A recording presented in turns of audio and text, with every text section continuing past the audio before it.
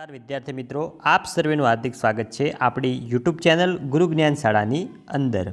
વિદ્યાર્થી મિત્રો, આજના વિડીયોની અંદર આપણે ધોરણ 8 વિષય સામાજિક વિજ્ઞાનની અંદર જે આપણું પ્રકરણ 2 જે છે કે ભારતમાં બ્રિટિશ શાસન ઈસવીસન 1757 થી ઈસવીસન 1857 સુધીનું, તો એનું સ્વાધ્યાયનું સંપૂર્ણ સોલ્યુશન આ વિડીયોની અંદર જોવાના છીએ। તો વિડીયોને તમારે સ્કીપ કર્યા વગર મિત્રો છેલ્લે સુધી પૂરેપૂરો જોવાનો છે। અને જો વિડીયોને હજી સુધી લાઇક ના કરી હોય તો લાઇક કરી, ચેનલ ઉપર નવા હોય તો ચેનલને પણ અચૂકથી સબસ્ક્રાઈબ કરી લેવાની છે। તો ચલો વિદ્યાર્થી મિત્રો, વિડીયોની શરૂઆત કરીએ। તો અમારી ચેનલ ઉપર મિત્રો ધોરણ 8ને લગતા તમામ વિડીયો જોવા મળી જશે, જેથી કરીને તમારા બીજા સાથી મિત્રો સુધી પણ આ ચેનલને અચૂકથી શેર કરજો। તો હવે આપણે સ્વાધ્યાયનું સોલ્યુશન સ્ટાર્ટ કરીએ। તો જોઈએ પહેલો કે નીચેના પ્રશ્નોના ઉત્તર એક વાક્યમાં લખો। એમાં પહેલો, મીર જાફરને હટાવીને અંગ્રેજોએ કોને બંગાળનો નવાબ બનાવ્યો? તો મીર જાફરને હટાવીને અંગ્રેજોએ મીર કાસિમને બંગાળનો નવાબ બનાવ્યો હતો।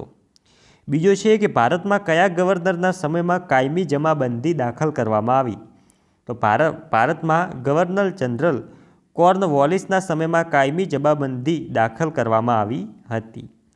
ત્રીજો છે કે કયા યુદ્ધના વિજયથી અંગ્રેજોને બંગાળમાં મહેસૂલ ઉઘરાવવાની સત્તા મળી? તો બક્સર યુદ્ધના વિજયથી અંગ્રેજોને બંગાળમાં મહેસૂલ ઉઘરાવવાની સત્તા મળી હતી। ચોથો છે કે રૈયતવાળી પદ્ધતિના પ્રણેતા કોણ હતા? તો રૈયતવાળી પદ્ધતિના પ્રણેતા થોમસ મુનરો હતા। નેક્સ્ટ આગળ વધીશું। બીજાનો અ છે ટૂંક નોટ લખો, બિરસા મુંડા। તો મિત્રો બિરસા મુંડા વિશે સંપૂર્ણ માહિતી આપેલી છે, તમે વિડીયો સ્ટોપ કરીને આ પ્રશ્નનો જવાબ લખી શકો છો। આની ટૂંક નોંધ આપેલી છે, ટૂંક નોંધ તમે લખી શકો છો। મિત્રો આ વિડીયોના નીચે તમને ધોરણ 8ની વોટ્સઅપ ગ્રુપની લિંક પણ આપેલી છે, તો તે ગ્રુપની અંદર પણ તમે જોડાવાનું ભૂલતા નહીં। અને ધોરણ 8ના બીજા વિષયના પણ સ્વાધ્યાય સોલ્યુશન અમારી ચેનલ પર મૂકેલા છે, તે તમામ વિડીયોની લિંક આ વિડીયોના ડિસ્ક્રિપ્શન બોક્સમાં તમને આપેલી છે, તો ત્યાં જઈને તમે તમામ વિડીયો જોઈ શકો છો। નેક્સ્ટ બીજી ટૂંક નોંધ છે મિત્રો કે રૈયતવાળી પદ્ધતિ, તો એની પણ મિત્રો સંપૂર્ણ સમજ આપેલી છે, જે તમે જોઈ શકો છો વિડીયોમાં, કે જમીનનું વધારે પડતું મહેસૂલ, સરકાર ઈચ્છે ત્યારે જમીન મહેસૂલમાં વધારો કરવાનો હક ધરાવતી હતી। ત્રીજો, કોઈપણ સ્થિતિમાં અનાજ ન પાકે કે નાશ પામે તો પણ જમીન મહેસૂલ તો આપવું જ પડતું હતું। નેક્સ્ટ આગળ વધીશું। ત્રીજો છે કે મહાલવારી પદ્ધતિ, તો મહાલવારી પદ્ધતિનો અમલ ઉત્તર પશ્ચિમ પ્રાંત અને થોમસ મુનરો મધ્ય ભારતના કેટલાક પ્રદેશોમાં થયો હતો? હોલ્ટ મેકેન્ઝી નામના અંગ્રેજ અધિકારીએ ઈસવીસન 1872માં મહાલવારી પદ્ધતિ દાખલ કરેલ બ્રિટિશ મહેસૂલી દફતર એટલે કે રેકર્ડમાં ગ્રામ અથવા ગ્રામના સમૂહ માટે મહાલ શબ્દ પ્રયોગ થતો હતો। મહાલનું એકમ ગ્રામ અથવા ગ્રામનો સમૂહ હતો। આ પ્રથા અનુસાર મહેસૂલનું એકમ ખેડૂતનું ખેતર નહીં પણ સમગ્ર ગ્રામ કે ગ્રામની જમીનના સમૂહનો સમાવેશ થતો હતો। આ પદ્ધતિમાં ગામનું સર્વેક્ષણ કરી ખેતર અને ખેતરોના ઉત્પાદનની આવક વગેરે ધ્યાનમાં લઈ જમીન મહેસૂલ નક્કી કરવામાં આવતું। આથી આ પદ્ધતિ મહાલવાળી પદ્ધતિ તરીકે ઓળખાઈ। જમીન મહેસૂલ વસૂલ કરવાની જવાબદારી ગામના મુખીને સોંપવામાં આવતી। અંગ્રેજોએ પરંપરાથી ચાલી આવતી જમીન વ્યવસ્થામાં મૂળભૂત ફેરફારો કર્યા, પરિણામે ભારતીય ગામોની સ્થિરતા, સ્વાયત્તતા અને સાતત્યતા છિન્ન ભિન્ન થયા। જોઈએ બીજાનો બ કે નીચેના પ્રશ્નોના ઉત્તર લખો। એમાં પહેલો, કાયમી જમાબંધી પદ્ધતિમાં ખેડૂતોનું શોષણ કેવી રીતે થયું? તો આ પદ્ધતિમાં ખેડૂતોનું શોષણ થતું હતું કારણ કે તેને નિશ્ચિત કરેલું મહેસૂલ જમીનદારોને આપવું પડતું। જમીનદાર તેના ઉપર જુલમ કરીને પણ મહેસૂલ વસૂલ કરતો। નેક્સ્ટ, જમીનદારે દર વર્ષે નિશ્ચિત કરાર મુજબની રકમ સરકારમાં જમા કરાવવી પડતી, તેમ છતાં કાયમી જમાબંધી જમીનદારોની તરફદારી કરતી હતી। તો મિત્રો આમાં જેવી રીતે ટોપિક પાડીને લખેલું છે એવી રીતે તમારે પરીક્ષાની અંદર પણ લખવાનું છે, અને તમારા ચોપડાની અંદર પણ તમે સ્વાધ્યાય લખતા હોય ત્યારે આવી જ રીતે લખવાનું છે। નેક્સ્ટ મિત્રો સંપૂર્ણ ટોપિકો આપેલા છે, જે તમે જોઈ શકો છો। તો હવે આપણે બીજા પ્રશ્ન તરફ જઈએ કે 18મી સદીમાં ભારતમાં ખેતીની સ્થિતિ કેવી હતી?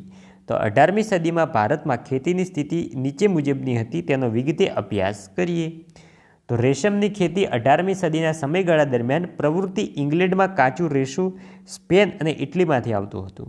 જો દુનિયાના નકશામાંથી મદદથી કેરેબિયન દેશમાં બંગાળમાં થતું રેશમ હાથમાં આવી જાય તો બ્રિટનને સ્પેન અને સ્થાન શોધો। તો ઇટાલી ઉપર નિર્ભર રહેવું ના પડે. આથી કંપનીએ ગમે તેમ કરીને ખેડૂતો ઉપર જુલમ ગુજારીને પણ 19મી સદીના અંત સુધી ભારતમાંથી નિકાસ થતા રેશમ ઉપર પોતાની સત્તા સ્થાપી દેતી હતી. ગળીની ખેતી ઈસવીસન 1790 સુધી યુરોપિયન દેશો ગળીનો પુરવઠો કેરેબિયન દેશોમાંથી મેળવતા હતા, પરંતુ તેનું ઉત્પાદન ઘટવાથી ભારતીય ગળીની માંગ વધવા લાગી હતી. આથી અંગ્રેજો ભારતમાં પોતાની હકૂમત હેઠળના પ્રદેશોમાં યુરોપિયનોને વસાવી ગળીનું ઉત્પાદન વધારવા લાગ્યા. ભારતમાં ગળીનું ઉત્પાદન 2 પ્રથા હતી. પહેલો નીજ અને બીજો છે રૈયતી. નીજ પ્રથામાં ઉત્પાદકો પોતાના હળ, બળદ તથા ઓજારોનો ઉપયોગ કરી ખેતી કરતા. છોડ તૈયાર થાય ત્યારે કાપીને કાચો માલ કારખાનામાં પહોંચાડવામાં આવતો.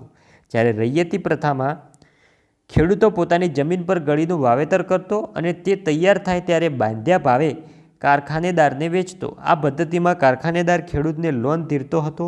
મોટાભાગનું ઉત્પાદન આ પ્રથાથી થતું, કારણ કે ગળીના ઉત્પાદકોને એ વધુ લાભદાયક હતું. એક તો તેના ભાવ નીચા બાંધવામાં આવતા અને ખેડૂતોનું વાવેતર કરવા મજબૂર કરવામાં આવતો. જો ખેડૂત ઇનકાર કરે તો તેના પર જુલમ કરવામાં આવતો અને તેના પાકનો નાશ કરવામાં આવતો. ખેડૂતો પર ઉત્પાદકોની ધાક જાળવી રાખવા કંપનીના મળતિયાઓ અનેક પ્રકારની ગેરરીતિઓ આચરતા, ખોટા હિસાબો રાખતા તેમજ ખેડૂતો પાસે ફરજિયાત વાવેતર કરાવતા. કંપનીના શાસકો, તેના અમલદારો, ગળીના ઉત્પાદકો એકબીજા સાથે મળેલા હતા, એટલે ખેડૂતોની કોઈ જ ફરિયાદ સાંભળવામાં આવતી ન હતી. નીચે પણ મિત્રો તેનો સંપૂર્ણ જવાબ આપેલો છે, જે તમે જોઈ શકો છો વિડીયોમાં. તો હવે આપણે આગળ વધીશું.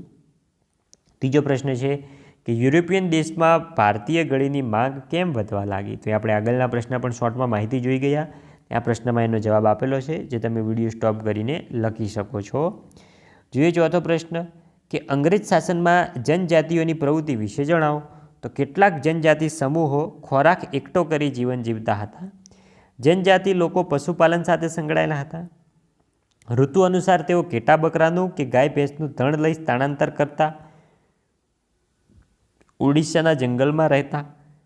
ખાડ સમુદાયના લોકો ટોળીઓ બનાવી સમૂહમાં શિકાર કરતા, તેમજ જંગલોમાંથી ફળ, કંદમૂળ, ઔષધિ અને જડીબુટી એકત્ર કરતા. જંગલોમાંથી મેળવેલ વસ્તુઓ સરખા ભાગે એકબીજાને વેચતા અને તેને સ્થાનિક બજારમાં વેચતા હતા. ખાડ જનજાતિના લોકો કાપડ વણવાનો, ચામડા કમાવાનો અને તેને રંગવાનો વ્યવસાય કરતા હતા. ચામડાના રંગકામ માટે કુસુંબી પલાશના ફૂલોનો ઉપયોગ કરતા હતા.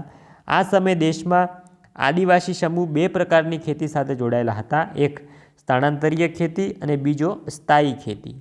તો કેટલાક આદિવાસી સમૂહો સૂર્યનો તડકો જમીન પર પડે તે માટે જંગલોમાં વૃક્ષોથી અડધેથી કાપણી કરી તેમજ જમીન પરનું ઘાસ કાપીને ખેતી માટેની જમીન ખુલ્લી કરતા હતા. જે વૃક્ષો અને ઘાસની કાપણી કરી હતી તેને સળગાવી તેની રાખને જમીનમાં પાથરી નાખતા. રાખમાં પોટાશ હોવાથી જમીન ફળદ્રુપ બનતી. એક વખત પાક ઉગાડ્યા પછી તેઓ ત્યાંથી બીજી જગ્યાએ સ્થળાંતર કરતા, એટલે બીજી જગ્યાએ આ રીતે ફરીથી ખેતી કરતા. આથી તેને સ્થાનાંતરીય ખેતી કહેવામાં આવે છે. આવી વિવિધ પ્રવૃત્તિઓ કરતા હતા તેઓ. નેક્સ્ટ આગળ વધીશું. સાચો વિકલ્પ શોધીને ઉત્તર આપણે જણાવવાનો છે. પહેલો, ભારતમાં ગળી ઉત્પાદનની કેટલી પ્રથા હતી? તો આવશે ઓપ્શન બી, 2 પ્રથા હતી. એ આગળ આપણે જોઈ ગયા. બીજો છે ઈસવીસન 1820માં કયા 2 પ્રાંતોમાં રૈયતવારી પદ્ધતિ લાગુ કરવામાં આવી હતી? ઓપ્શન બી, મુંબઈ અને મદ્રાસ, એટલે કે હાલનું ચેન્નઈમાં. ત્રીજો, ઝારખંડ રાજ્યમાં હજારીબાગ આસપાસ કયા આદિવાસીઓનો સમૂહ રહેતો હતો? તો આવશે ઓપ્શન સી, સંથાલ. નેક્સ્ટ આગળ વધીશું. તે ચોથો કે આદિવાસીઓ કોના નેતૃત્વમાં મુંડા રાજ સ્થાપિત કરવા ઈચ્છતા હતા? તો આવશે ઓપ્શન એ, બિરસા મુંડાના રાજમાં. તો વિદ્યાર્થી મિત્રો, આ તો આપણું ધોરણ 8 સામાજિક વિજ્ઞાનની અંદર સેમેસ્ટર 1નું ચેપ્ટર 2નું સ્વાધ્યાયનું સોલ્યુશન. આ સ્વાધ્યાયની તમારે પીડીએફ જોઈતી હોય તો જે નંબર આપેલો છે એ નંબર ઉપર તમે મેસેજ કરશો એટલે પીડીએફ મળી જશે. અને આ વોટ્સઅપ ગ્રુપની અંદર પણ જોડાવા આ જ નંબર ઉપર તમે તમારું ધોરણ અને નામ લખીને મૂકશો તો ત્યાંથી પણ તમે જોડાઈ શકશો. તો વિદ્યાર્થી મિત્રો, આ વિડીયો સારો લાગ્યો હોય તો વિડીયોને લાઇક કરજો. ચેનલ ઉપર નવા હોય ચેનલને પણ અચૂકથી સબસ્ક્રાઈબ કરીને જજો. મળીશું આવનાર વિડીયો સાથે. ત્યાં સુધી આવજો. જય હિન્દ, જય ભારત.